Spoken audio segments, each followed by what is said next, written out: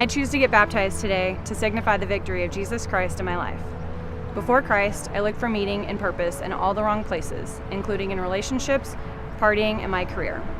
Turning from old habits and addictions and turning toward Jesus Christ as my Savior, my life is now one of hope, love, peace, and joy. Being baptized means that I'm dying to myself, dying to my sins. He sent his one and only son to die on the cross for us, and it's crazy to think that you would put somebody that you love to be beaten, all to help a person like me that's going to turn around and not follow what he says anyways. And he knows that he still loves me and still sacrifices for me. I've realized that I want to live for Christ because in him alone I'm accepted by him, and I don't need to fill my life with anything else to make myself feel accepted. My acceptance in him alone is enough to live. Before I came to Christ, I used to struggle with drinking, smoking pot, sexual impurity, and just a lot of bitterness and hate towards different experiences that I've had during my life. But through him, he's completely changed it so that I know how to be a joyful and loving person, and that's something that I had never experienced before. Before Jesus, I was completely reliant on myself, trying to earn my own salvation. Through submission to Jesus, I've realized that burden's not on my shoulders. That victory's been won. The price has been paid. My worldview prior to knowing Christ was molded mostly by science and media, so I was very intellectually arrogant and spiritually ignorant. It took a long time for me to accept him, and now that I have, these past 6 months of having accepted him have been the best of my life. I choose to be baptized today as an echo of Christ's words that it is finished.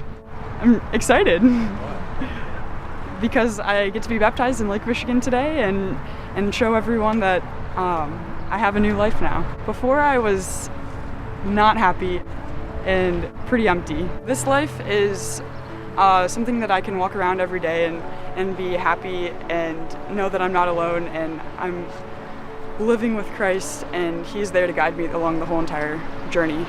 I think after fully learning what grace actually looks like and living that out, I've learned that to be baptized, you don't need to have everything together. It just took me a while to fully understand that, and so I'm here today to say that you don't have to be perfect, but you just have to be seeking out a relationship with the Lord and following him. My parenting. I definitely see the most forgiveness in my life as a parent. It's an interesting dynamic, both being the one that teaches and forgives, and it's a shocking way to see yourself as such a sinner as you try to do something that God does perfectly. It's interesting to be here this morning because about a year ago I was found in a less than flattering condition at the beach south of here by some good kids from Moody Bible Institute, and they had prayed over me, and the next morning I agreed to meet them at church, which I did at Park Community. And I haven't been back since, until about a month ago. And I started coming back. I don't know what compelled me. There was something missing in my life.